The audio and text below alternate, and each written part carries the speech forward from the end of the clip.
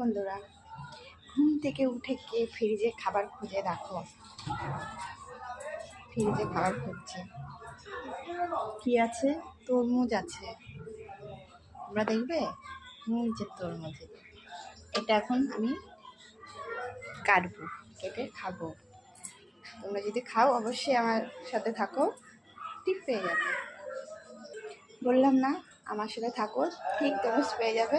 এগুলো এখন আমি খাবো। আমি একা না, সবাই খাবো। আমার বৌদিকেও ডাকবো, বৌদি আসো, নাও শোনা, সবাই মিলে খাবো। টাটা, তোমরা অবশ্যই থেকো আর চলে এসো আমাদের বাড়িতে তরমুজ খাওয়ার জন্য। আমি একটা নেব, নিয়ে তোমাদের দেখাবো। ঠিক আছে, পরে কথা হবে। টাটা।